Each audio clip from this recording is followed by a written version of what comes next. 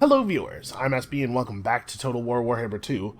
We do not have any movement left this turn. When you occupy a settlement, it consumes all of your movement, and even if it didn't, we spent all of our movement getting across the ocean. So sadly, we cannot formally finish off Sudenburg this turn. He probably is just going to run over here and hurl himself against the walls. That tends to be what the AI does when they run out of settlements and just have like a tiny weak army left. It's a change the developers made to the AI to prevent factions from just drawing out their murder for a million years, which I actually really appreciate. Okay, so next turn we get to start the upgrade to Tiktaq'to. Once we have Tiktaq'to going up to level 3, we're going to move Tiktaq'to up to level 2 just as soon as we can. And then we're going to have 5 building slots to work with. There's like a non-zero chance that I will just build the other growth building in Tiktaq'to. I don't know, we'll see. I guess we don't really have anything else to do this turn. Let's just go ahead and... Well, okay, one thing we could do is start recruiting. Should we get some more... We should probably fill this army. We have the ability to recruit skirmishers now, and I do really like skirmishers. I think we have enough stand-and-fight type guys, probably. I would really like to recruit more flyers. We probably will just rebuild the flyer building, honestly. Is it just... Yeah, alright, another set of skirmishers. Boy, I sure hope we never run into enemies that have, like, cavalry or anything, or in a little bit of trouble.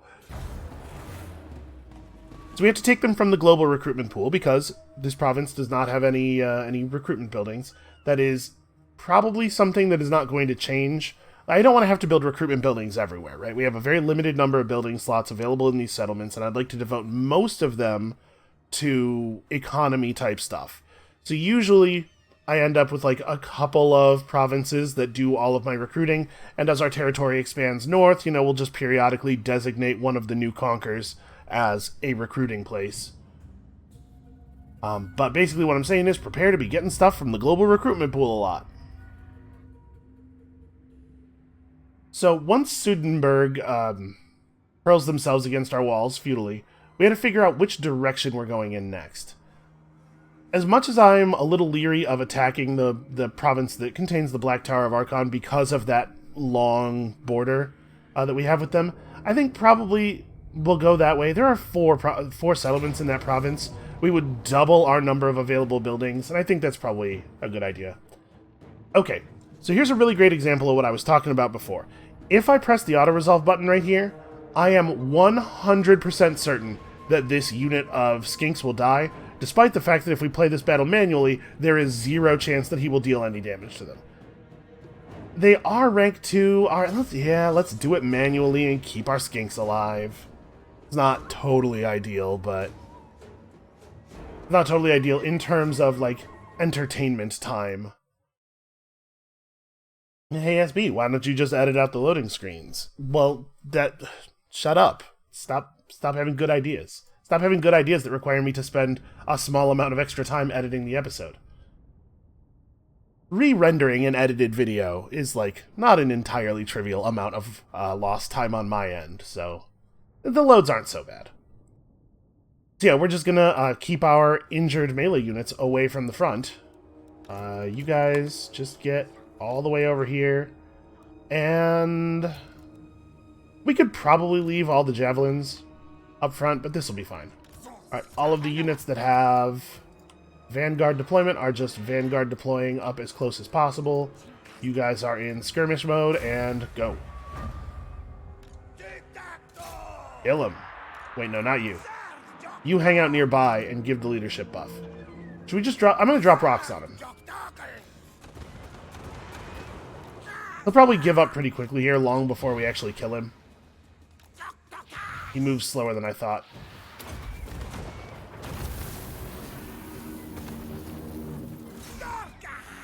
You guys are in skirmish mode, right? Are we not? No, are we not doing the thing? I cannot issue move orders to them. Okay, they are in skirmish mode. They're just really slow. I'm going to take them out of skirmish mode and give them manual commands. Skirmish mode just, like, does not work. It fundamentally does not do the thing it is supposed to do. There we go. He's close to giving up.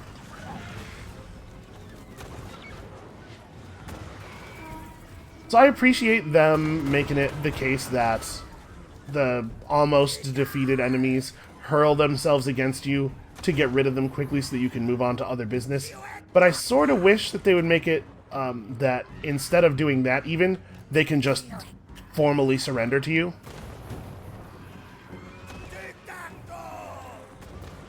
Alright.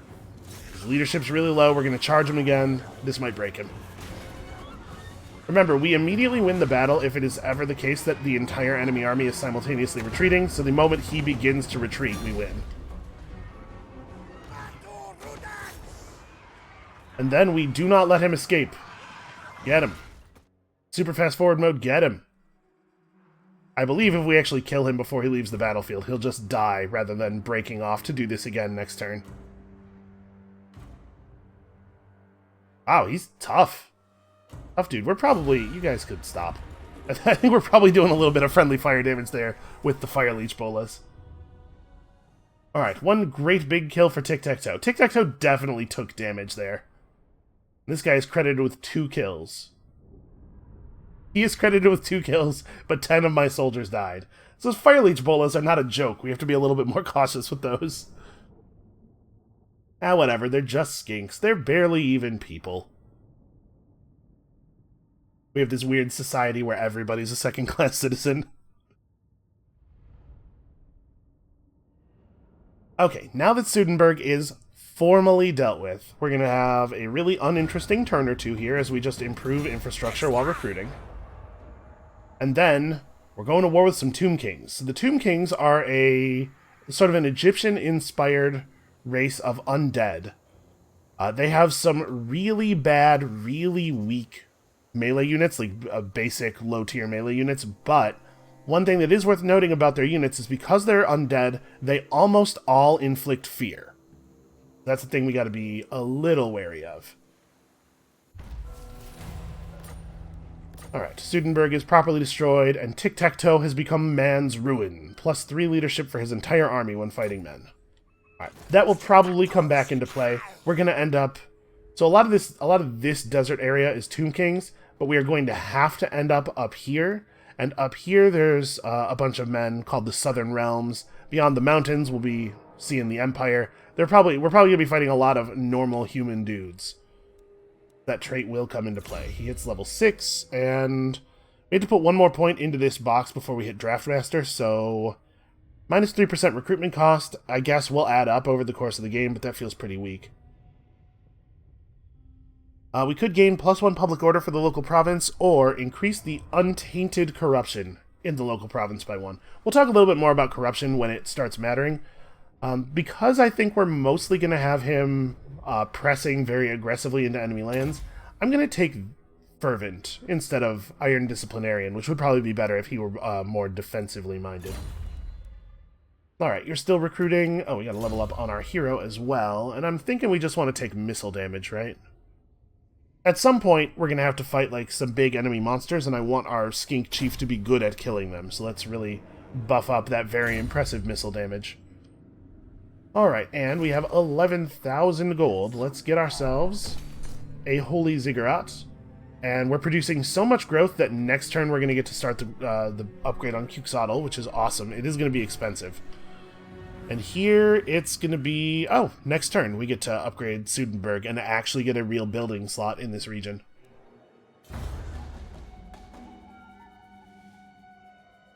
So once we're finished with those recruits, we head over to the Black Tower. I think we're going to surprise these guys, declare war, and take the Black Tower. Well, we'll declare war and siege the Black Tower, build ourselves a battering ram, and then take it the next turn, and then we'll just push over and grab the other 1 settlement that is actually settled. And we'll fill in the ruined areas later. So I want to try to wipe these guys out before they have time to plan. Then again, it's late enough in the game, it's like, what, turn 10 now? That they probably at least have 1 full stack army. So maybe we won't be able to surprise them. Yeah, you can see there the balance of power bar when they slid past was about even. Excuse me, was about even, so they definitely have a full army. Alright, well, we're going to have to meet them in the field and actually defeat them at least once. Possible I overdid it on the skirmishers. You know what we need is a couple of, like, good dinosaurs. If we get a dinosaur or 2, I'd feel a lot more confident. Once our Our capital is upgraded. We can upgrade the skink recruitment building, and I think there is a dinosaur available on the 3rd level of it.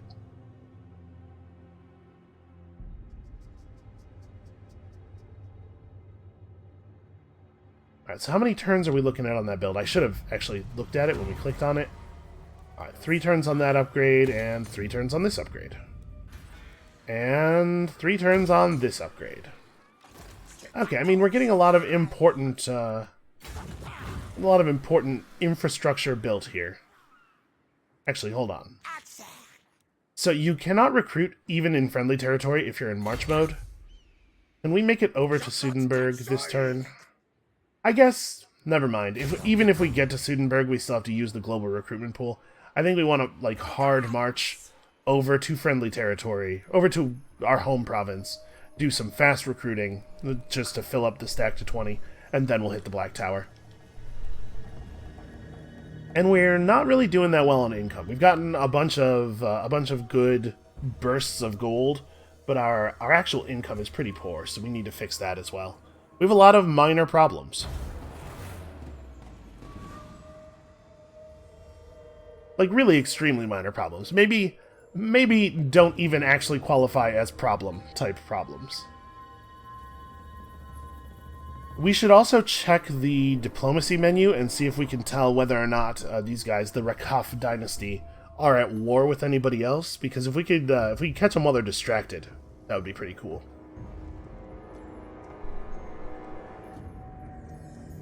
You know, another thing we can do, actually, which I don't do very often, but might be a good idea here, is we could search the ruins of Al-Khalabad. When you do that, you get to solve a little puzzle, and if you solve the little puzzle correctly, you get stuff. Ooh, did you see that? Their strength meter was way lower, or the balance of power bar between us was way more yellow. They might be at war with somebody else, and I think they just lost a battle. So yeah, as far as like building buildings, having enough money to run upgrades, it might be worthwhile to run over and search Al-Khalabad. The puzzles are pretty easy, and sometimes it's a good amount of gold. It varies, and there doesn't seem to be any way of influencing it. Like, we can't intentionally solve a harder puzzle to get more money or anything, but we could go over there and roll the dice.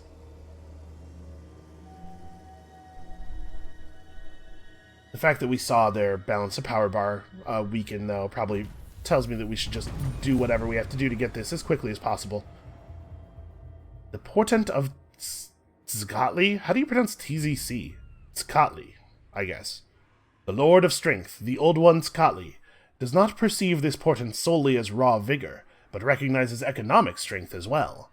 The storms that rage over the gold mines are a sure sign that he requires the cohorts to build their wealth. Should the gold be accrued, a sacred spawning will surely follow. So capture 250 battle captives. I don't think... This descriptive text might not have been meant to be attached to this quest. But we have 15 turns to capture 250 guys in battle to get some blessed Fireleech Bola Pteranodon riders. Okay, I'm down with that. I want more Fireleech Bolas. Okay, so we can't attack... We can't reach it this turn no matter what. You can see the dotted line of normal movement range. So I'm going to get... we can't quite make it back into the home province without marching. Alright, I'm going to get right here. Oh, that's a road, not a river. Alright, we're going to get right here. We're going to be on the road. Okay, so we can go right there and just get in normal movement mode. And this way, I think next turn we will... it says I'm trespassing. I don't agree, but also it doesn't matter. The only harm with trespassing is that it will make the other faction, the faction whose lands you're crossing, not like you, and we don't care what they think of us, because we're about to exterminate them anyway. Alright, so we picked up our tablet of spawning. Let's definitely get on this sequence of skink spawning. Do love higher level units. Alright, so next turn we should be able to reach the Black Tower of Archon. It only has a 7-unit garrison. We should be able to conquer that very, very easily.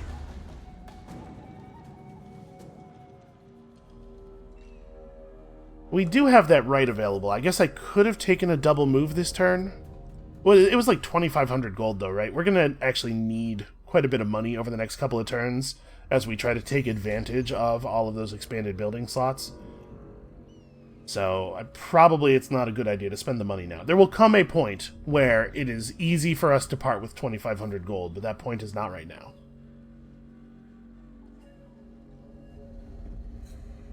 When we occupy the Black Tower of Archon, we'll probably get a reasonable amount of money from that. We might be able to use the right to push over and grab the other settlement.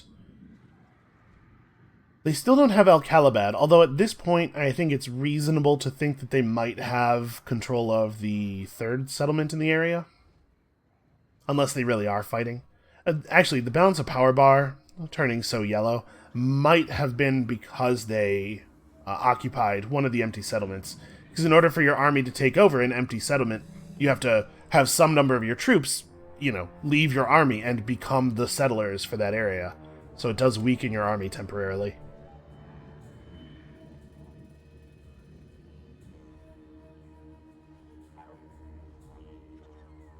So 2 turns to the Black Tower, then probably like a turn or 2 of walking to the next settlement. There's a battle in there somewhere. I think it's reasonable to think that we could eliminate the Rakaf dynasty before the end of the episode. I think that's going to be our goal.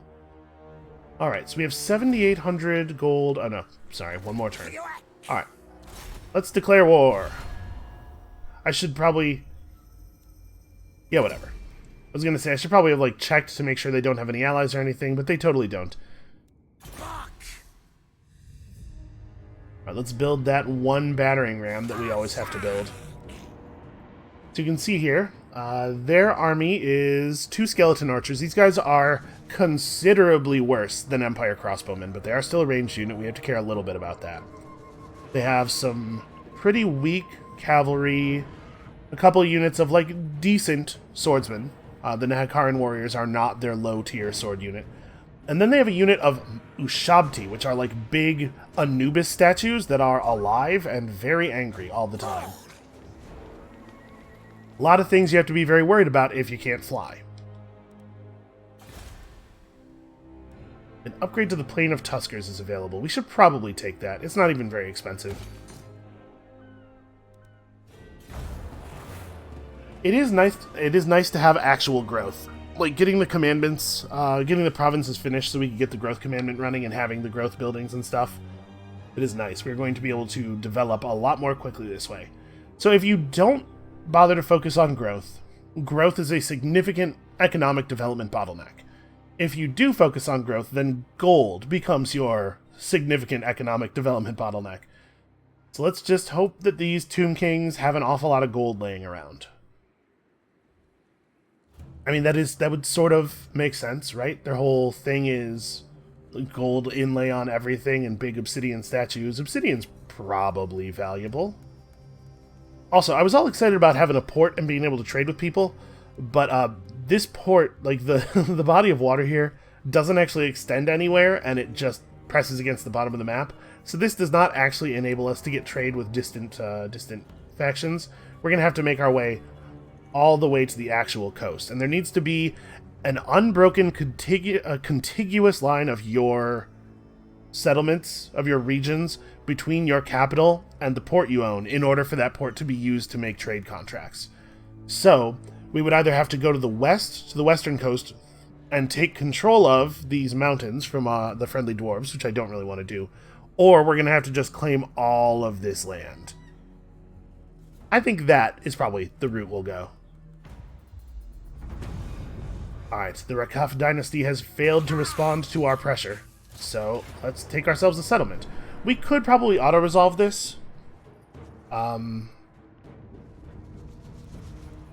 let's do it manually. We could probably auto-resolve this. We would win, but we'd probably take a lot of losses because the AI makes some weird assumptions about the way a battle is going to be resolved when it's a siege battle. The walls give the defender a much larger advantage than they will in practice here.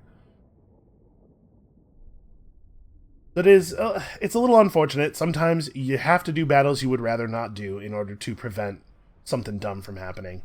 And that is definitely something that adds length to the series. Fortunately, my computer's totally on top of it today.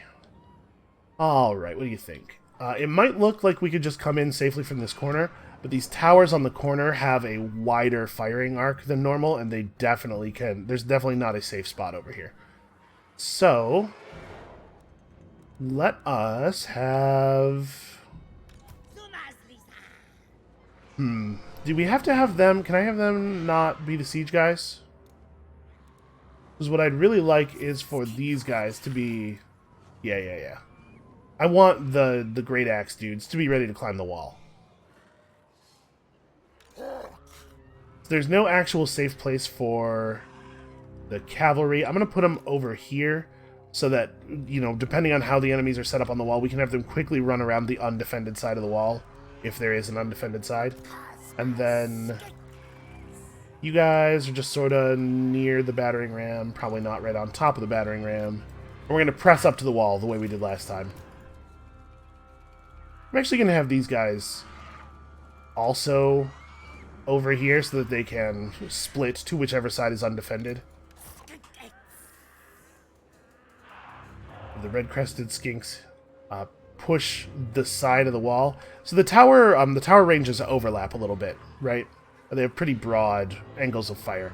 What I want to do is put the red-crested skinks in a place where they're only going to be shot at by one tower, because I really want to just like try to storm the corner of the wall, draw attention away from the gate that we're attacking, but still be close enough to it that we can, like, you know, pivot and support. And let's take all of our pterodon riders and put them all the way over here. Let's see if we can split the defenders a little bit. You two also over here. Okay, that's like sort of a plan. So what have they done? They've placed their good sword units over here on the corner. They do not actually have control of all of the towers. They didn't bother to grab that one. We can have some skinks push up this way. You try to get in the dead zone right there. You try to get in the dead zone right there. Obviously, you guys need to pop that gate. They don't have any ranged units over here, so I'm just going to try to get the skinks inside of the firing arc of the towers as quickly as possible, and then we'll figure it out from there. They are going to have control of both of the corner towers, so in order for the Cold One Riders to really be safe, they're going to have to get all the way over here, or like to there. And I think, even though it's a longer run, I think I would rather have them all the way over here, because I want them to be in position to actually break through the door. If the enemy hadn't set up on the corner, we could have had them just chill out here and then run to the door when it breaks. And all of you guys are coming forward. We'll figure it out once you're inside the walls. Both of the units of archers are over here facing this way, so we have free reign to just fly in and wreak havoc. And the blowgun skinks... Boy, what do we do with you? What would actually be useful for you guys to do? We can have them just run up here. They won't be totally safe from the towers, but they can, you know, shoot poison up the walls. Like, obviously, they can't climb up the walls. They'll get slaughtered in melee combat with just about anybody.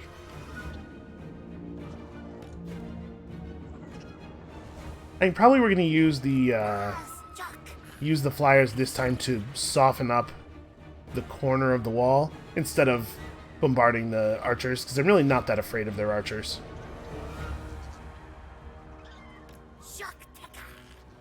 Alright, let's see if we can do some good damage to these Nehekaran warriors.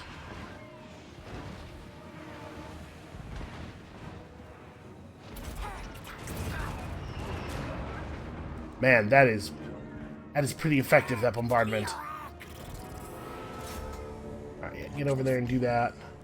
Hold on, let me issue some actual orders here. Let's get these units doing stuff while I'm waiting to see whether it makes sense to micro them into places. We can have Tiktaq'to commit immediately because they haven't left any melee units up here, because they put all their melee units on the corner for fear of my my corner troops. Alright, we're going to do one more bombardment here, I think, and then we're going to have our guys push up the wall. Oh god, Crypt Swarms. So they have the ability to summon these huge mounds of scarab beetles. We really, really don't want to be standing in that. So I'm going to have our skinks start committing to climbing the wall now, and you guys with the blowguns need to... I mean, you just need to get out of the way, really. Like, as much as this sucks because they're not going to be able to shoot poison for a minute. That was a pretty good Crypt Swarm. We will recover. We'll figure it out. Get out of the beetles. We're gonna drop these explosives before any skinks actually make it up onto the wall.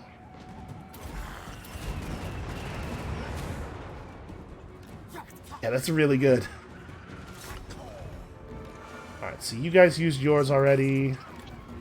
You have a bomb.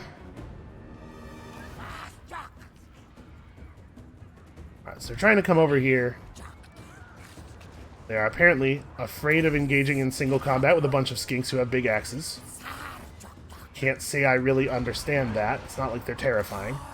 And you still have both of your bombs. Try to catch these guys as they're running away.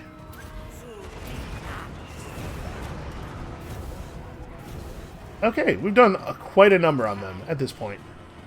Are these the Fire Leech Bolas? Okay. Have them get over here. I want somebody to turn around and shoot the Nehekaran warriors in the back, but I don't want it to be the Fire Leech Bola guys. For obvious reasons. Yeah, look at how much damage we took almost entirely from the Crypt Swarm. Actually, you guys just get up on the wall. Alright, so we got those warriors under control. Is the gate going? Not very well. Are you actually attacking it? Okay, he is. I think he just got there really slowly.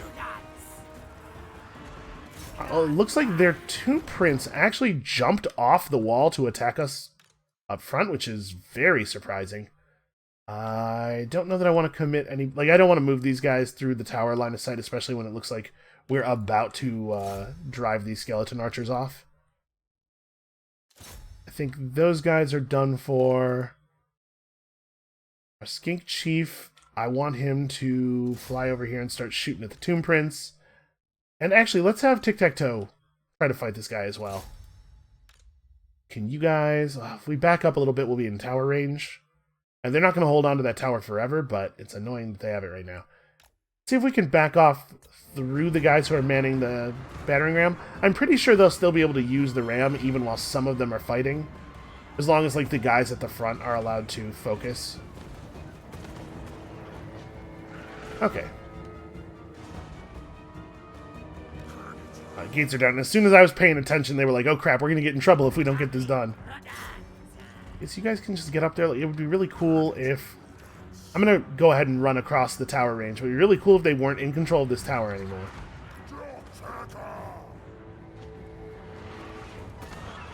Alright, somehow we still have not killed them all. So you'll notice that their morale bar is totally empty, but they're not fleeing. The undead don't run away. They don't experience fear in the way that they would have to for them to be running away. When their morale gets super low, it interferes with the magic that binds them and keeps them upright. And so they... Here we go. So they begin to crumble, and you'll start to see that happen. You'll see like a swirly effect around them, like we saw on that Army on the World map when it was suffering from attrition damage. Oh, our dudes have rampaged.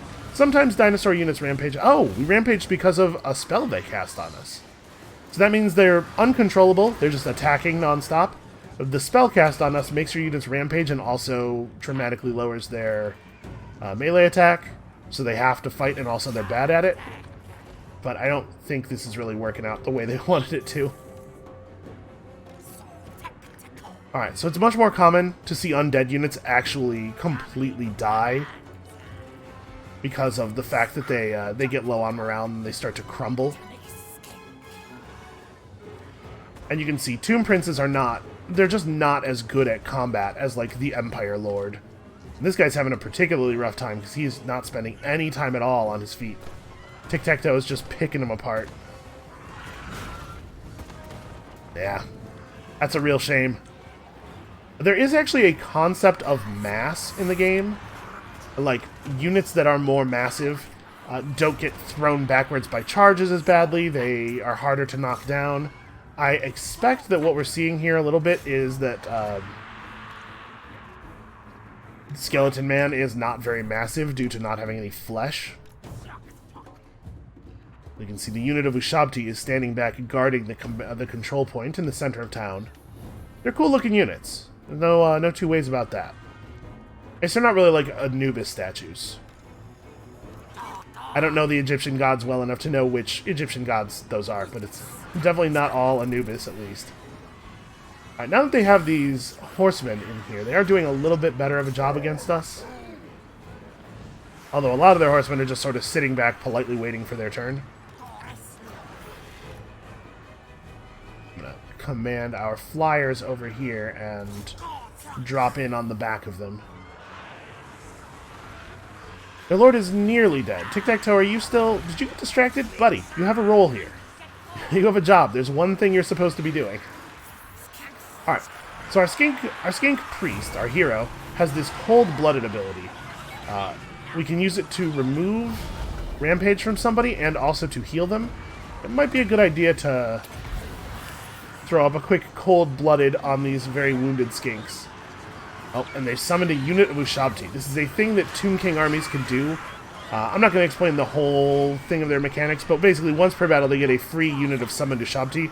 Unfortunately for them, those Ushabti are completely surrounded and in terrible shape. They are immediately crumbling. Now, I mean, they're in there. Hard to see them under all of the wings. That's kind of our whole thing, is making it hard to see the enemy under all of our wings. Okay, let's pull these guys back. They're starting to lose a little bit in combat. I don't want them to lose too much health. Pull them back and just throw a bunch of javelins in there. Poison the enemies. Yes, you can poison magical obsidian statues. It does in fact work like that.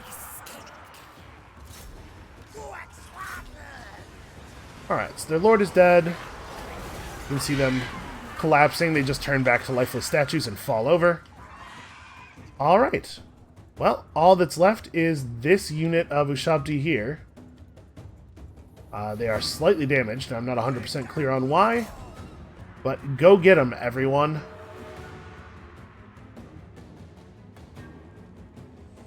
I think the Tomb Kings have probably a bunch of the coolest units in the game. Here comes all of the poison and the blow darts and the pterodon riders. The earth shakes with our wing beats, I guess. We don't really have any like ground pounding dinosaurs. I'm not sure what was causing that like earthquake effect. Actually, change my mind. You guys get out of there. You're pretty low on health. Okay, that didn't take long. They were completely overwhelmed. It's very difficult to maintain the will to fight in a situation like that. So I think our troops would probably have sustained a great deal more damage in the auto-resolve. Like, probably the amount of damage you see on like the guys who are actually involved in melee would also be on all of the other units. So because we went to the trouble of auto-resolving, we're in a much better position to defend our new claim. And we'll get, I think, some battle captives from this, from taking over a settlement. It's certainly not going to be anywhere near 250. Ooh, check that out. The Fire Leech guys have gotten to experience level 4. So, 1, 2, 3, and then the chevrons change to silver and reset, and then they change to gold at rank 7. So we got 73 captives out of that. We are definitely just going to occupy this. Hey, yeah, we'll be back in good shape real soon. And this settlement already has a recruitment building, so we can get one-turn recruitment here. We're definitely going to grab Draft Master, add a rank to all units upon recruitment. So we can now recruit... Oh, we don't actually have... I was going to say we can recruit people at level 3, but we don't actually have this bonus yet, and our right, unfortunately, has come to an end. Well, what do we want? Because we should definitely at least fill the army, right? We probably don't need more blowguns. I'm going to grab at least one more unit of red-crested skinks. They're actually, like, okay fighters. Melee units that poison with their melee attacks can punch a little bit above their weight class because of the debuff that's on anything they're fighting. I might even just grab another unit of them. We have so much ranged. And some of these melee troops will get replaced with flying units once we have the flying recruitment building again. Alright, we're just going to lean into those piercing shots. Okay, and this turn we have some extra space to work with. So, salamander hunting packs and chameleon skinks. I think upgrading to spawn pools of the Chosen is probably a pretty good move. Also, I think that was one of our chapter bonus objectives, wasn't it? Yeah, spawn pools of the Chosen. Okay, so that'll be worth an extra 1,000 gold when we complete the chapter. Then we don't have a ton of money to work with. I do want to get another flyer building, and we can afford to build this in the minor settlement because it caps out at level 3. So this will probably be the next thing we spend money on. We have a slot over here. We could push for even more growth, but maybe we'd be better off generating more income. And there's lots of important buildings to build, but I think we could actually use the money from some of these buildings. And then here we definitely do need more growth. Okay, it's going to be a minute before we can rebuild our flyer building. Next turn the army will be full and we'll be able to march, but it might be... We'll try to make sure that we stay in friendly territory for another turn or two so that we finish replenishing. And the last Rekaf Dynasty building is over there. Oh, you know what? I totally wasn't even paying attention when we were looking at the Black Tower. I didn't notice whether they had grabbed the third settlement in that province. Ah well, we'll look at it in a moment. Sometimes I do get the tunnel vision. That is a thing that happens. We can see on the map here that this region, which is in this same province, province of Desert of Araby, this region is not owned. So this might be their only remaining settlement. Now the other Tomb Kings will probably have some feelings about us attacking the Rekaf Dynasty. I don't know enough about the lore to be able to make a lore-based guess on whether or not they'll be mad. You know, some dynasties are not well liked. Maybe they'll be like, oh, you dealt with those Rekaf dudes. Those guys were dicks. But we certainly can't guarantee that. And the Rekaf Dynasty is now looking about as powerful as we are, according to the balance of power bar. Some of that is because we lost a bunch of troops, but they're probably rebuilding from whatever their loss was. Well, the good news is, it looks like ooh. I was about to say the good news is it looks like their settlement doesn't have walls, but they do have 13 units in their garrison. You can see at the right edge of the settlement description panel there. So they have a building in that settlement specifically for buffing the garrison and making it harder to take over. That's going to be more of a real battle. And if they have like a real full-size army somewhere near there, it's going to be pretty unlikely that we can, with our 20 units, take on their 33. We're going to have to bait their army into an actual field battle. Fortunately, we're pretty good at laying ambushes. Might be able to pull something off.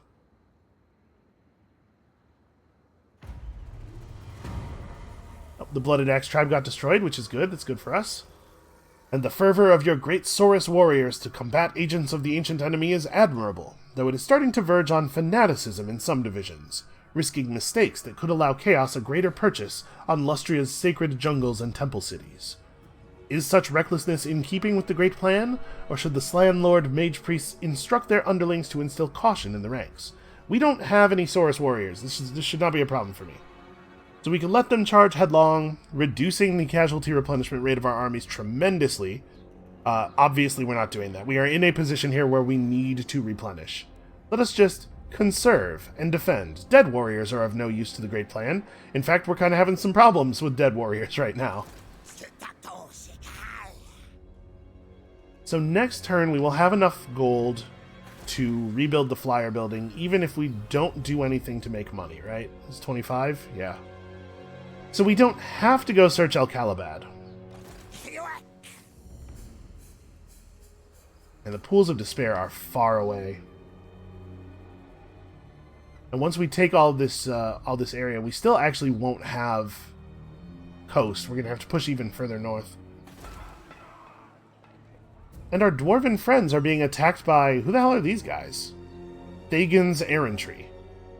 Okay, well, we're probably going to want to come to their rescue. Doing battle with a friend's enemy is a good way to forge a bond that could potentially last the rest of the game. So yeah, even if we walk like all the way up to the border, like we definitely don't want to cross the border. I want to make sure we get friendly region replenishment for one more turn. Even if we stop at the border, we're definitely going to have to walk for more than one more turn to get over there. Move up here and go into encampment mode to improve our replenishment a little bit, and that'll just about refill us. This unit will be a little tiny bit below max. I guess we're going to have to not search this. It's just not very convenient to get over there and extract money. And we could hire like a second lord, start a second army, for the purpose of running over here and searching and then settling that. But it'll be so expensive that we probably will end up net negative on gold. Even just running an extra army really increases your per turn upkeep. My hope is that the Rakaf dynasty will bring their army down here in the hopes of recapturing the Black Tower, because we can't see their settlement, they can't see ours, right? We're too far apart. They don't know for a fact that our army is still over here. And then we set a brilliant trap for them, and they run forward and fall into the trap and get totally annihilated, and then we can just rush their minor settlement, hopefully before they can recruit anything else. Having to fight 13 units of Tomb Kings on an open field to defend the settlement probably that's a pretty strong advantage for us. But we almost certainly can't take it if their army's still over there. Greybeard's Prospectors was showing as a little bit weaker than us on the balance power bar, so they definitely only have the one army that we can see. They're actually probably in a lot of trouble. We need to wrap up this Rakaf dynasty thing so that we can save them. Or I guess we could let them fall and then just avenge them. And the benefit of that plan, obviously, is that it ends with me owning the whole mountain range. There's probably, like, gold or gemstones over there, right? Maybe that would... maybe we just stay out of it and see how it resolves.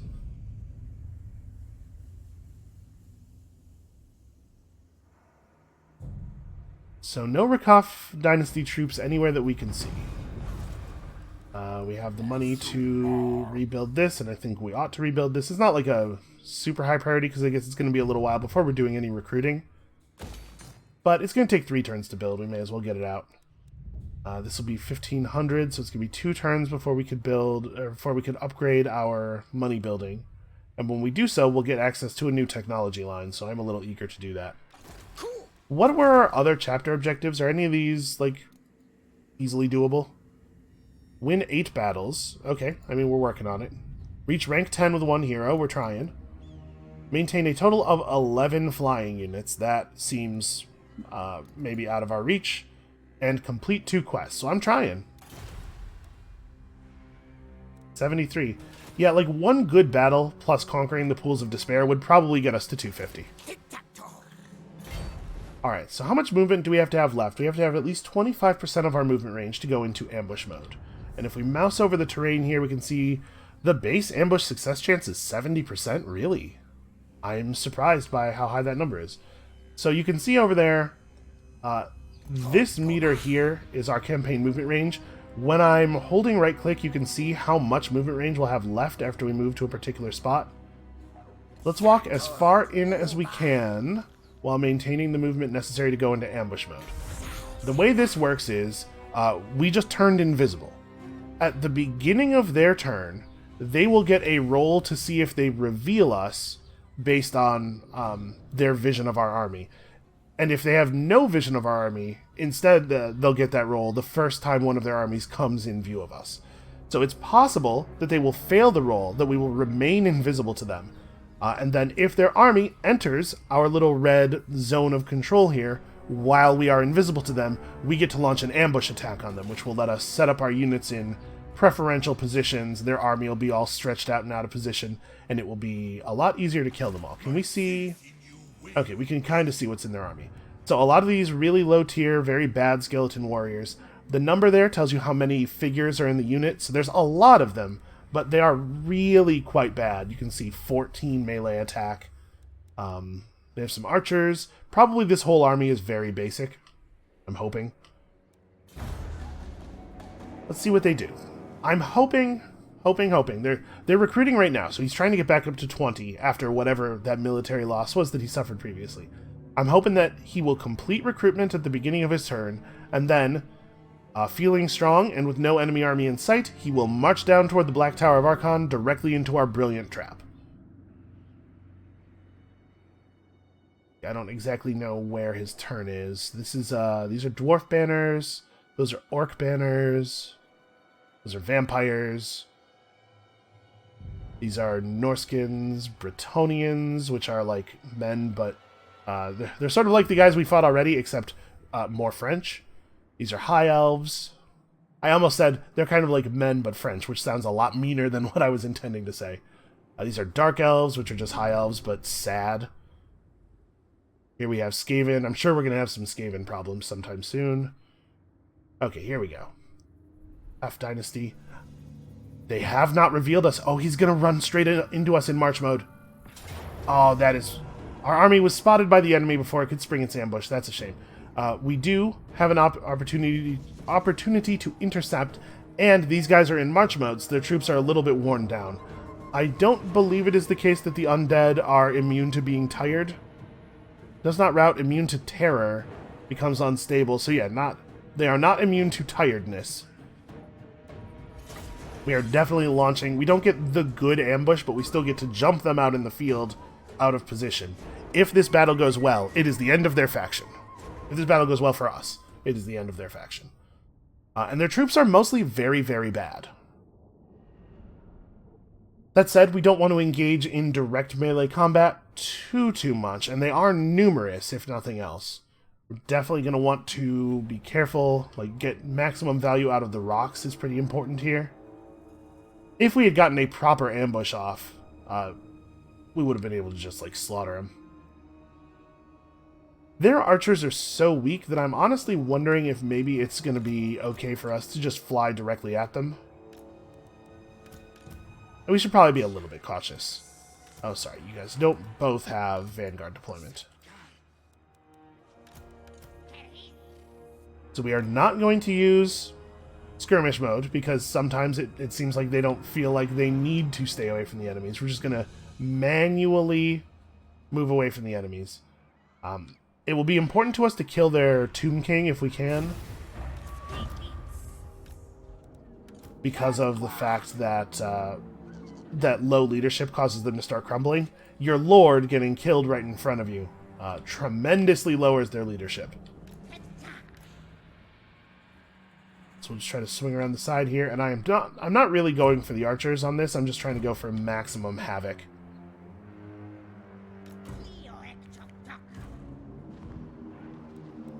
We've encountered their very well hidden troops.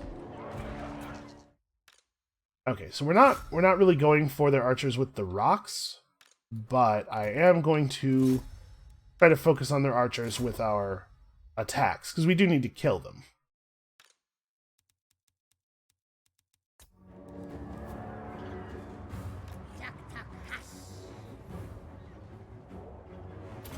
Their spears are a little bit more dangerous than their swords.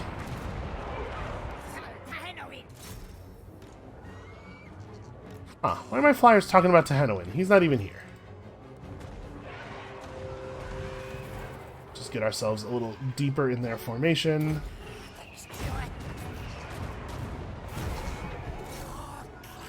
And kill those guys.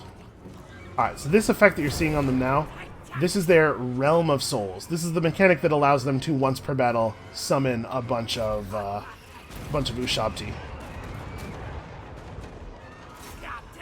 Basically, the way it works is, as they take damage, as their figures die, they build up this counter, and once enough of your units have died, the archers are standing a little bit sparsely. I'd rather drop like in there.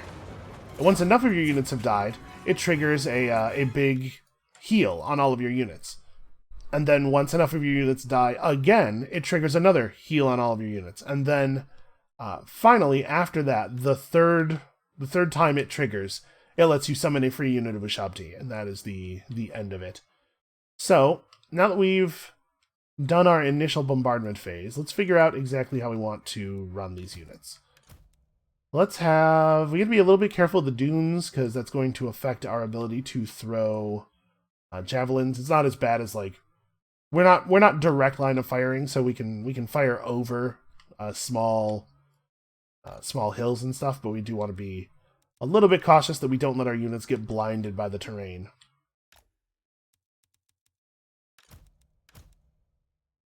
So we can see here where we've ordered units to go. I'm just going to kind of set up our actual axe fighters nearby. I don't really have a good idea where we need to be positioned here, and a lot of this is going to come down to like the way they approach us. As you can see, they're not really in any kind of formation right now. Alright, let's go drop our final rock on those archers.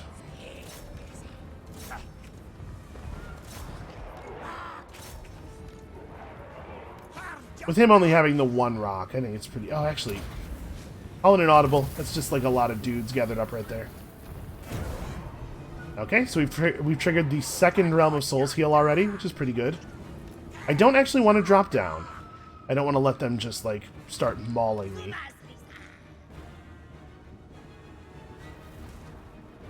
But I want them to know that things are not going well for them. I'm hoping that they'll separate their formation a little bit here.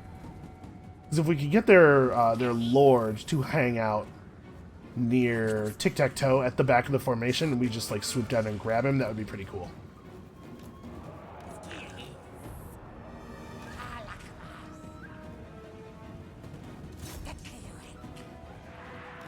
So we'll grab these guys sort of from the side, making sure that we leave lots and lots of room for our javelineers to javelin them. And now they are thoroughly poisoned.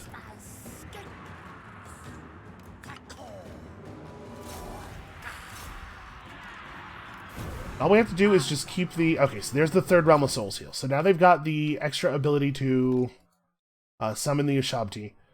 We want to be careful with committing our lord to the ground at this point. It could be dangerous. And pretty much we just want to keep hammering at these archers. You can see even with the multiple heals that they've been able to fire off, the archers are in terrible shape. I'm actually going to have Tiktaq'to swoop down and attack the unit of archers that's not being ranged attacked. Did I forget? I did just totally forget to tell these skinks to move forward. This blue indicator here is a spell. Apparently the Tomb Kings are about to cast a spell on the skink cohort. They're probably going to summon a Tomb Swarm. Oh, no, that's where they've chosen to bring up their free unit of Ushabti. How strange. So what I really want here is for all of their melee to get committed. Oh, they did do the Tomb Swarm. We should probably do something about this. They didn't hit nearly as many units with it this time. Alright, so you guys fall back behind the javelins. Yeah, we're pretty much just falling back here. I'm going to see if we can get these red-crested skinks to reposition a little bit. Enemy units are kind of sticky, so they might not be able to disengage, but it would be nice if we could, like, envelop the spears here. Yeah, and we're trying to get the enemy melee units to engage and get stuck up on our guys as best we can for the purpose of letting our cavalry come out and charge them in the back. Spears... You know, normally we're afraid of engaging cavalry against spear, but the spears are only doing that bonus damage and getting the benefit of that bonus attack if they're actually hitting your cavalry units. So if you can get a charge on the back of a spearman unit, it's much less effective. And we're faster than the Ushabti, so we could just run. You know what? You better get over there and grab them, because otherwise they're going to make life very difficult for the rest of my units who are even worse at fighting than you are. Alright, so we know they're not committing the Ushabti on our lord. You can see we've been just kind of letting their ranged units fire at us, and they're still not really getting the job done. Even with all the healing, these archers are almost actually done for. Boy, Tiktaq'to is getting 100% surrounded. He should probably pull out. We might have to commit the flyers in a charge a little bit to make that happen. Let's just keep an eye on what's going on over here. I pause a lot in battle, and if that's annoying to you, I apologize, but it's definitely going to keep happening. If these guys fall back over here, They've actually committed a lot of units on this side, and while we are currently winning the battle, I'm a little nervous. Let's commit these guys through all of their javelins. I think I'm actually going to have some of our skink skirmishers move up over here. We can fire at the back of these units as we're running, and obviously that'll have the effect of lowering their morale and also poisoning them. But I want to be able to start committing some blow darts on those guys as well. Just keep running away from the enemies. Do not engage in combat unless you absolutely have to. Let's see if we can disengage our lord here. He is actually just sort of like hacking his way out of the crowd. Attack those dudes there on the outside edge. You can see this like swirly effect on the banner. It's kind of hard to see from the sky, but that indicates that they are currently crumbling due to a lack of leadership. They are taking constant damage over time in addition to the damage that we are dealing to them. Oh, it looks like the summoned Ushabti just ran out of time. So summoned units are always decaying. In addition to any damage they're taking, or like with the Ushabti, any damage they're suffering from their leadership being low, they're always decaying, and they just hit the end of their decay timer there, I think. So the skink cohort can turn around and take these dudes on. I think it is very likely that if the Rakaf guys had seen... Oh, I think their whole army just... Well, all these guys just broke really badly. If the Rakaf dynasty had seen our army out here in the field, they probably wouldn't have come out to attack us. They probably would have stood in their settlement. So that ambush, I think, is really saving our asses here. Let's see if we can charge these guys in the back. Nope. They turned around pretty quickly. I'm going to charge these guys in the back then. What do we want to do here? It turns out Tiktaq'to is a good enough fighter to basically hold off a nearly infinite number of wounded skeleton warriors. So I'm debating, like, do we want the flying units to come down and start swooping? This guy still has ammo and should still keep shooting at the enemies. Did we accidentally... No, there's their king. Yeah, go shoot at their Tomb King. So part of my concern here is that the flyers will take damage, and I want to make sure none of our flyers actually die.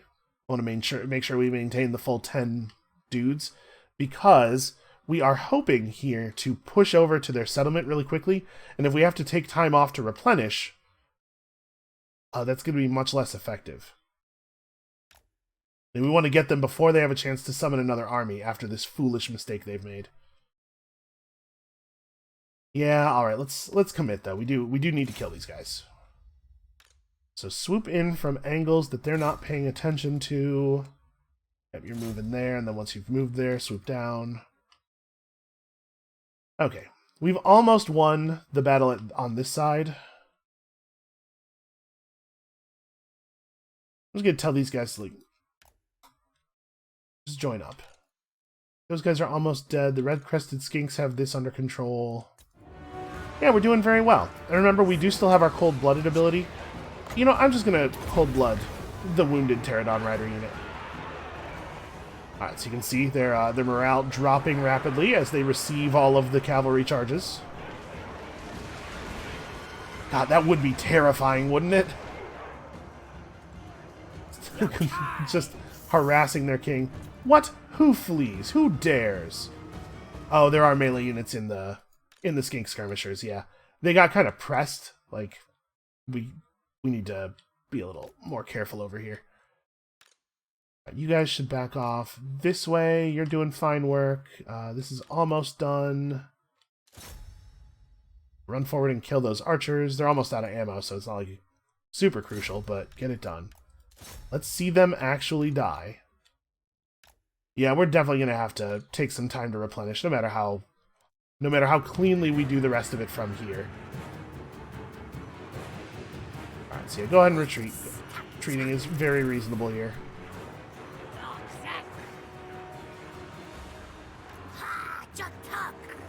Are we almost done with this group? And they're taking damage, and they're all crumbling, but still takes time. Fortunately, skeletons aren't super fast. There you can see the rapid crumbling occurring over here. Go charge those guys. You guys need to finish this job. Remember, our hero is constantly keeping their lord poisoned.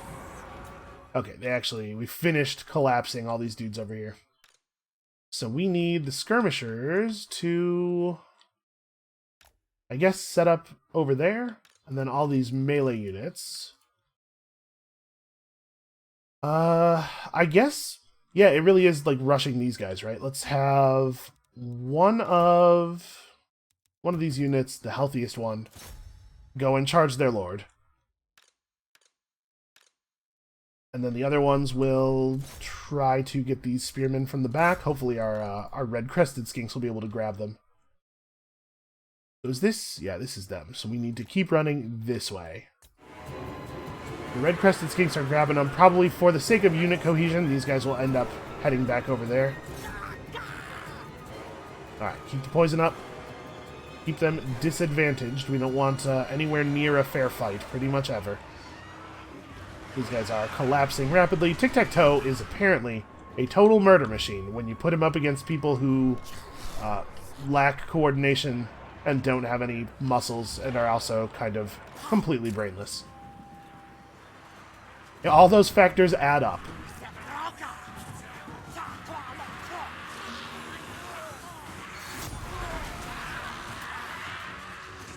He's still cool looking, though. He still looks extremely awesome.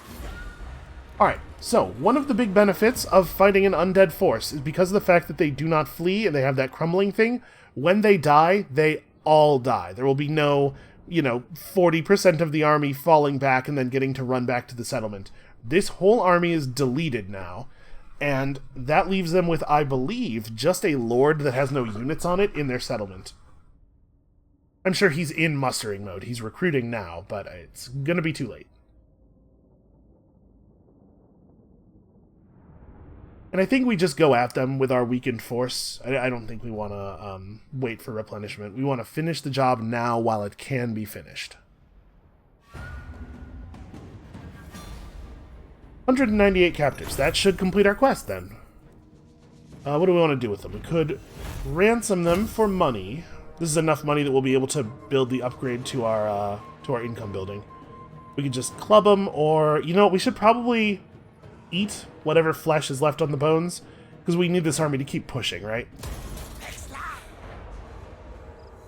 So we've created a battle site marker. When you have a battle where a lot of people die, it creates these markers. And then these markers are both, for commemoration of the important things that have happened, and also they can be used by any faction that has access to the Raise Dead ability. You can get a lot of good soldiers from a place where lots and lots of soldiers died. The Tomb Kings, despite being undead, do not have Raise Dead. That's a vampires and vampire coast type thing. Alright, so we gained ourselves a new follower. We did this. We've earned ourselves a couple of blessed Pterodon riders. We'll see what that actually means. And we got a quest and instantly completed it. Although the Mask of Heaven's power is fading, thrice blessed artifacts such as this are not so easy to destroy. Something is amiss.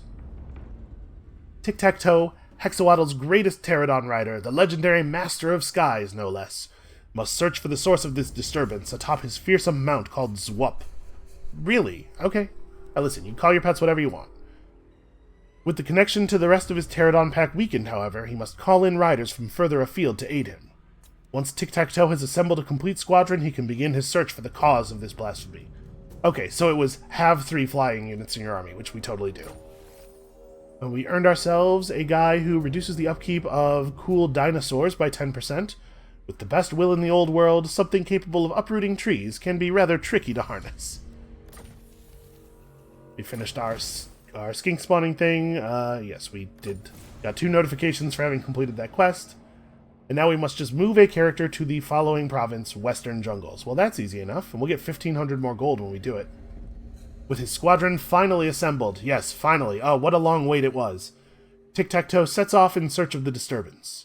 The weakening of the Mask of Heavens began when the Master of Skies arrived in the Southland jungles, leading Tiktaq'to to conclude that this continent must be the source of the disturbance. Be that as it may, the Southland jungles are vast and immense, and searching through the dense jungle canopy is no easy feat, even for the most experienced aerial combatant among the lizardmen. Pausing for thought, Tiktaq'to realizes that the search must begin where he first noticed the power of the Mask of Heaven's fade. Yo, the dense jungle canopy. I mean, okay, right here there's like, this is probably 15 trees, all kind of close together. Where is this dense jungle canopy that we have to... okay, there's some, like... Over here, there's a little bit of density, I guess. They really should have maybe adjusted the appearance of this area of the map. Alright, what do we want to grab next? We want to grab... oh, we got the good stuff now. So, in this box, we have access to the Lightning Strike ability. We can... once we have this, we can make any battle that Tiktaq'to initiates a Lightning Strike battle. And if it's a Lightning Strike battle, no reinforcements can be used by either side. This will allow us to have his army run in and just like pick off a weak army amidst a bunch of enemies. It also has a benefit even when there are no reinforcements. If you initiate a Lightning Strike battle against an army, that army takes a leadership penalty for the sort of like the shock and awe inflicted by your blitzkrieg. But there's also an upkeep reduction for all units and a big casualty replenishment boost in this area. And ambush defense chance, which I guess is whatever. So basically, I want a lot of this stuff. I kind of want to spend 7 points here. I think for right now, pushing casualty replenishment is important, but we definitely want upkeep reduction so that we'll be able to run a second army sooner. Now, you know what? Let's get this first. It really is important to get that upkeep reduction so you can get your second army going. And this guy can cap out his piercing shots ability. Oh, they built walls. They went all the way on this defensive building. So they've added an Ushabti Akarian, which is a flying like vulture unit. Some spearmen and some archers to their garrison, and they have walls. And we don't quite have enough movement to reach them, actually. How much movement do we have to go back into encampment mode? Alright, well let's... From here, we will be able to single turn move to the walls of the city. And I guess we'll just spend a turn replenishing out in the middle of the desert here. We now have our Blessed Spawnings button. Presumably, yeah, we can only recruit these... Oh, it does say you have recruited the maximum number of units into this army, not you're not in friendly territory. I would assume you can only recruit these in friendly territory. The fact that the red text here doesn't say that makes me wonder. I almost want to fire a unit from our army to find out, but I don't want to drop us down to 19 units if there's not actually a benefit. We'll recruit the Blessed Pterodon Riders soon, when we take the Pools of Despair, and this becomes our region. We'll grab them. Alright, research available. Yep, definitely just buff up the rank of our Saurus units as well. Someday we will have Saurus units to buff. Okay, well we have the ability to push Quetzalcoatl up to the next tier. Do I want to do that more than increase our income? Maybe. Getting both of these settlements to level 3 would be awfully useful. Oh, also, we have this. So we could... You know what? Let's start a money building here and then upgrade this money building. We'll just really focus on pushing our income for the moment. We could still upgrade growth even further. It's another 10 points. Do I want to spend money on that? You know what? If we're going to do it anywhere, we would do it here, right? Because this settlement already has, or this region rather, already has more growth. Yeah. Alright. Keep pushing that infrastructure. Next turn will be, it looks like, full on all of our flying units. My faith in you. King Sektosfe as a single unit. I mean, he's going to get more stuff here. It is a shame that we weren't able to push them that turn. It's just a long, long way across the desert. We could have used our double move ability.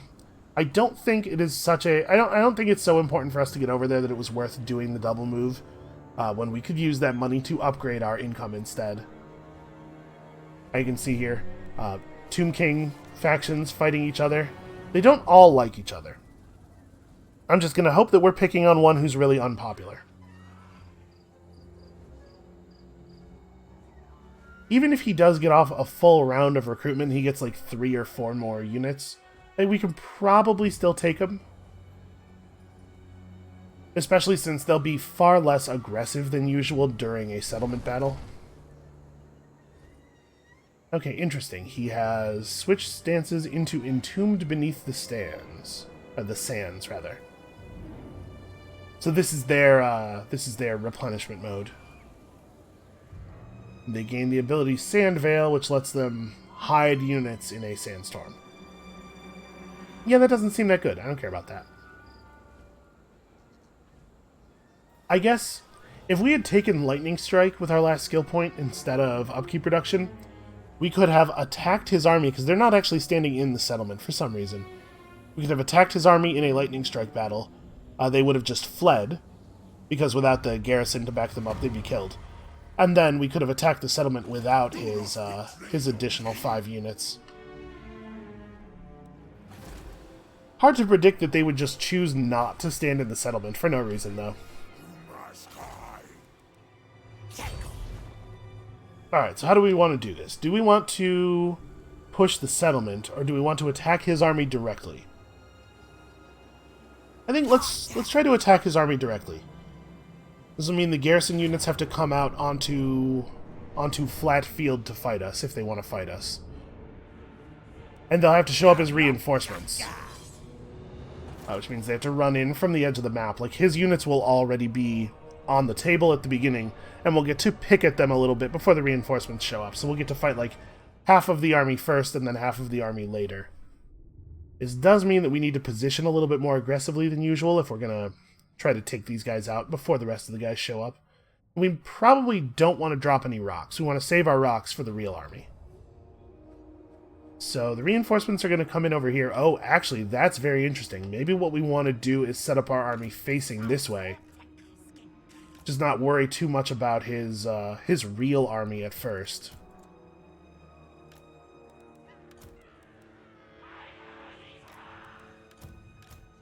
So I have these guys. Where's the edge of the field? The edge of the field's right there. So if we set up like this, yep, we will be able to bombard them with poison darts immediately. Have our flying units set up right there. Have our Cold One Riders set up. Oh, right, they don't have Vanguard deployment. Have the Cold One Riders set up right here. Who's left over there? Oh, right, just you guys. Alright, so we can drop rocks on them right when they come in. This is actually really bad for them. Okay, so they're coming in a little bit. I thought it was going to be more like this. They're coming in a little bit more over here than I was ready for. We probably want to reposition a tiny bit.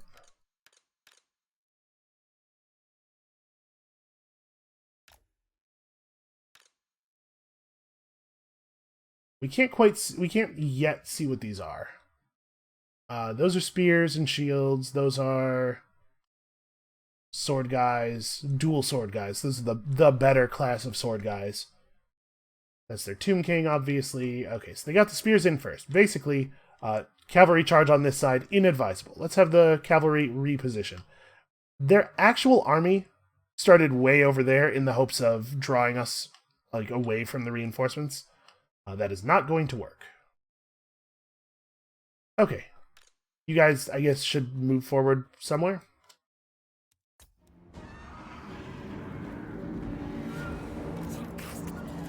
Gonna get our Skink Chief in here, and let's start dropping rocks. Yeah, we probably want to go rocks on these guys, and we'll kill the archers through normal attacks.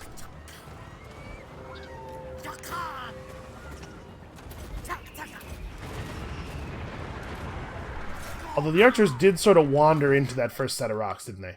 Okay, so here's their carrion. These guys are their bird units. Their bird units are melee only, which is not going to work for them. I think they're going to have a hard time with that.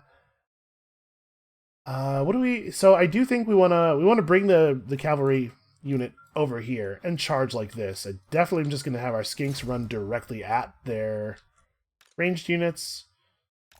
I'm gonna have some of our skirmishers move forward a little bit. Basically, we're gonna like just shift the shape of our skirmisher line. I definitely want you to shoot at these carrion. Somebody's got to keep the carrion poisoned. But they're gonna, I think, find that it's difficult to fight us the way they're trying to fight us. Alright, who's got next rocks? Actually, we're kind of already in good rock position with these guys. Let's drop some rocks here. And then just try to keep it in the thickest part of the enemy formation. You guys have rocks still. Yeah, look at how grouped up these dudes are. The fools. Y'all could fly a little faster. So you can see those Realm of Souls charges popping already. Where are all my cavalry? Looks like they got kind of stuck on enemy units who ran in real fast. Alright, well, you guys continue to fall back. Just keep trying to fall back. Let's see. So their carrion are, I think, mostly getting hacked up over here. This is going pretty poorly for them. And the whole battle is going pretty poorly for them. I would consider this a poor strategy that they have used. I will say that the Ushabti are probably going to chop up our red-crested skinks pretty well. Ushabti are actually very strong melee combatants.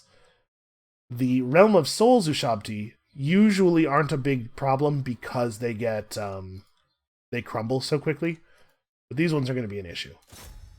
Let's have our Lord drop down. Actually, he still has his rock, doesn't he? Hold on. Fly over these guys and rock their world a little bit. Okay. We're attacking the archers as best we can. Both these red-crested skinks are getting both mauled by Ushabti and also crypt swarmed. And we're mostly winning. Keep in mind, a victory here wipes this faction out, so we can afford to lose everything. This is not one where we have to come out of it smelling like roses. If we just get them, all we have to do is get them. My skinks are cowards. Where am these guys? I understand what you're doing. You caught some dudes and you want to fight them, but it would be really cool. Okay, so there's that Realm of Souls Ushabti. Just have the skirmishers fall back away from them. With the Realm of Souls Ushabti, we can mostly just let them tire themselves out. We're definitely losing units all over the place. Tiktaq'to is fighting Ushabti, which probably should not be happening. The skink cohort is going to have to slow them down so that our cavalry can back up, because we definitely need to get another charge. There's definitely something to be said for just killing any units at all, just reducing their numbers, because reducing their numbers is going to make it harder for them to maintain their leadership. All right, so these real Ushabti unit almost actually dead. I mean, we still have significant air superiority. We've taken a lot more damage on our flyers this time because they brought more archers. But they are in pretty dire shape now. Are these the Fire Leech Bolas? No, these are normal Pterodon riders. You know what? You guys can just shoot at those Ushabti. That's fine. Try to get Tiktaq'to over here to help out with the archers a little bit. Yeah, we're winning. We're going to win. But this is definitely a battle where a lot more of our blood is getting spilled, and these reinforcement tomb guards, or reinforcement tomb kings, are not helping matters any. Alright, back off. You got your charge in, just fall back. Really don't want my cold ones to get pressed between two enemy units here.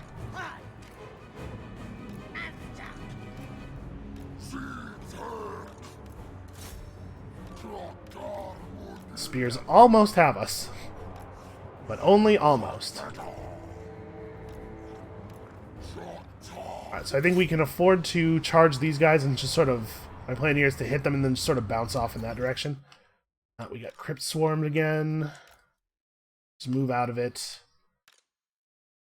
We actually killed all of the guys over here. So, we haven't talked in a lot of detail about how the leadership system works, but you see leadership cascades a lot, where one unit will break, and then there's a modifier to your leadership for having seen another unit nearby break, and so they'll break, and because now 2 units have broken, another nearby unit that had more leadership also breaks, and so on.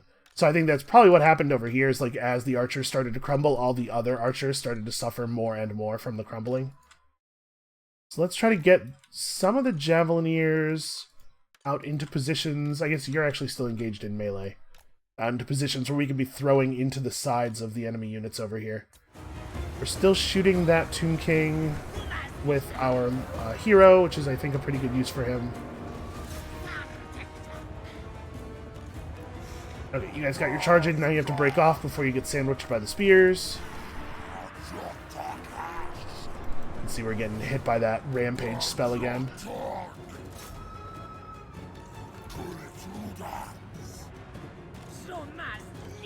And some of these flyers are out of ammunition. Need to just get down into the battle.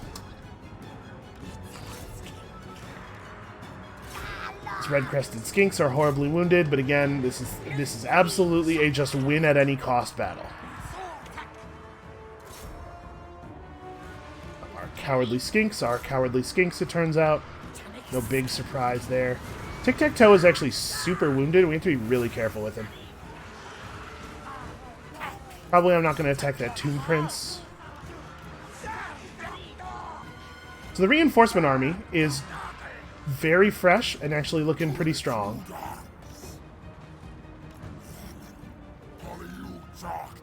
We just need them to... you guys come down here and help with this. My red-crested skinks are getting their asses handed to them.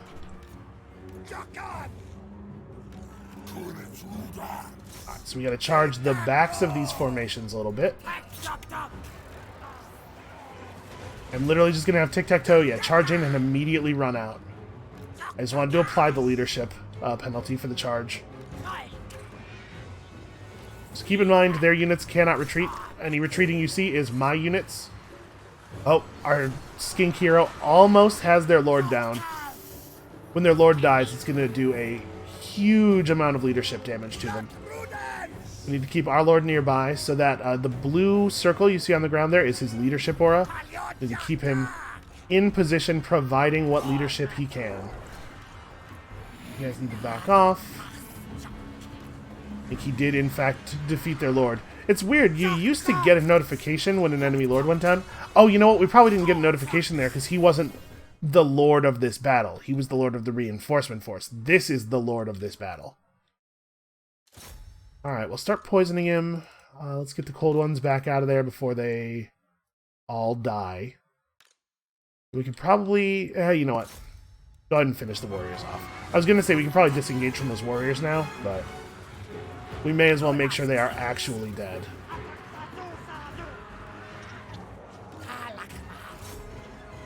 Get him.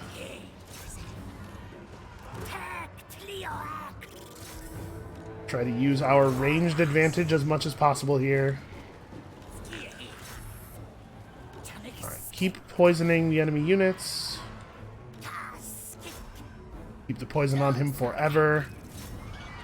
Alright, these 2 flyers are actually done with the thing they were doing. Somebody's got to actually finish these skeletons off. We have a lot of enemy units over here who are very low, but we're not quite getting the damage through. Most of my damage-dealing units are dead. All we have left are poisoners.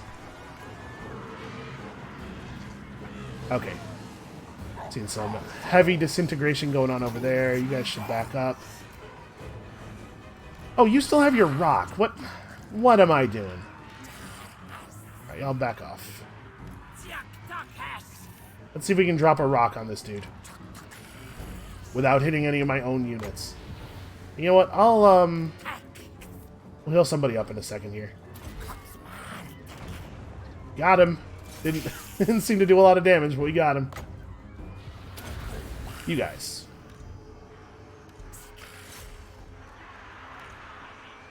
Okay. They're going to stand and fight while everybody else...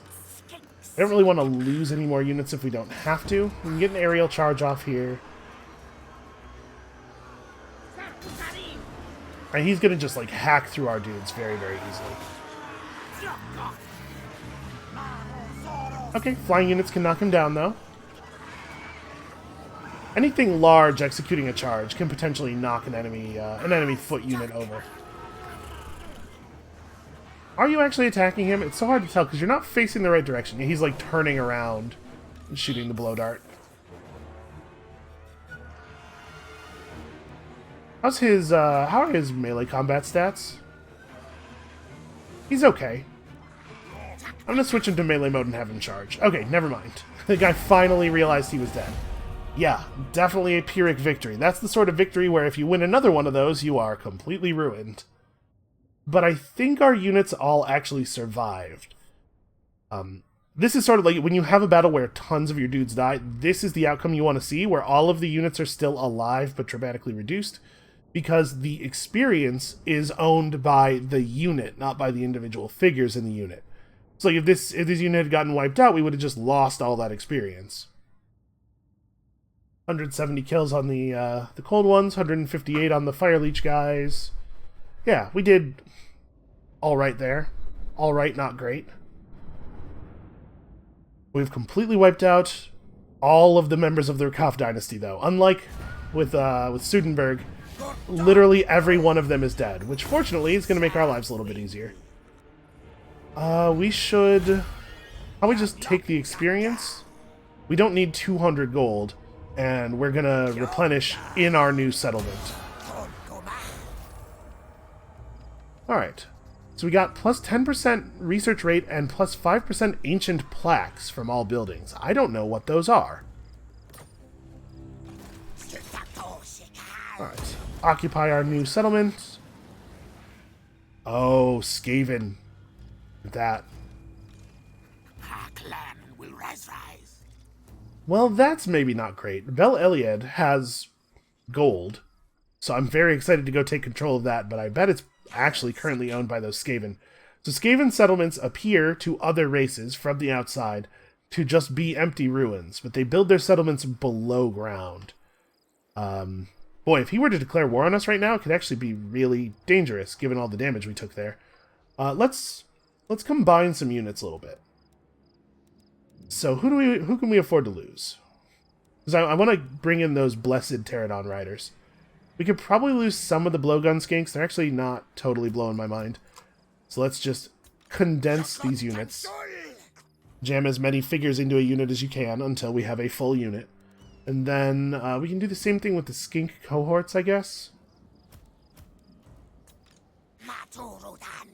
Alright, and that gives us space to take on even more Fire Leech Bola guys, which is pretty great. So what is the difference between... we've unlocked a right. What is the difference between this guy and that guy?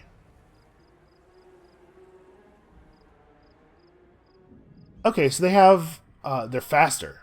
They're a lot faster. 132 speed. They have a lot more ammunition. Okay, so they're better, but not like hugely so. Still, we don't have the ability to naturally recruit Pterodon riders, so that's nice. Nice to get some for free. Alright, what do we want to do with all of our money?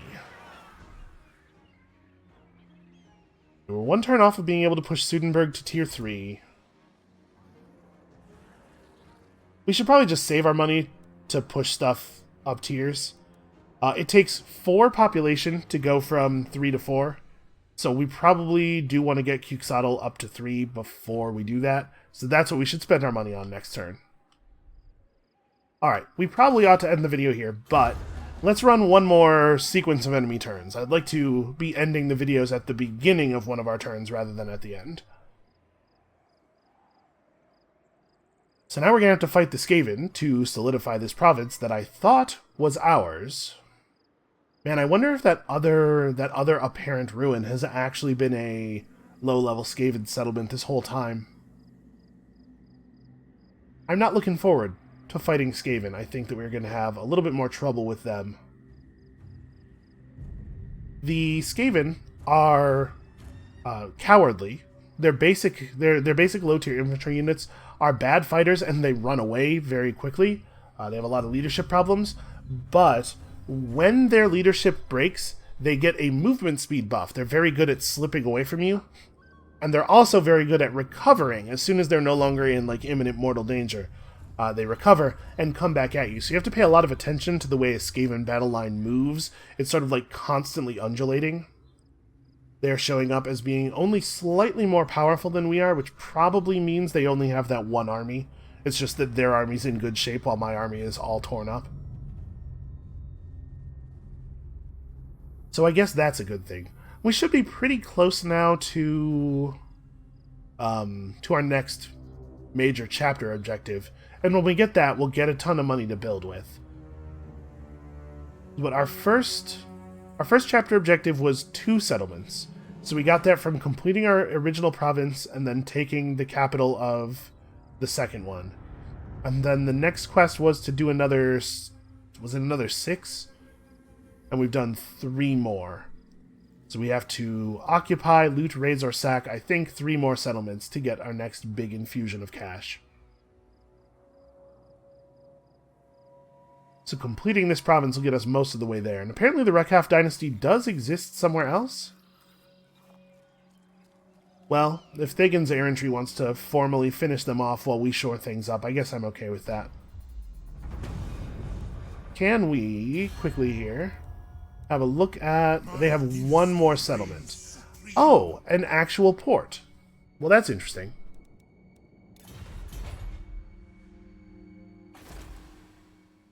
So this region... Okay, this region is in the same province as the Grand Khemri capital, or the Grand Tomb King capital of Khemri. That would be a real pain to get a hold of. And we cannot see enough of the desert to know what the situation is with the other port. Because there's other ports over here, I know that. I don't remember exactly where, but each one of these little demarcated regions on the map has a settlement in it. Alright, well, let's not stress too much about the port right now. We already, even if we got a port right this moment, we don't know any distant powers to trade with yet. So, that can be kind of a distant concern. Our next issue is finishing this province, getting El Kalabad and Bel Eliad. And Bel Eliad is almost certainly overrun with Skaven, so I don't know exactly how we're going to do that. We'll figure it out. But this is going to be where we stop for right now. Thank you all so much for watching. Come back next time, tomorrow, for the beginning of what I suspect is going to be a long, long history with the Skaven. And we'll see you then.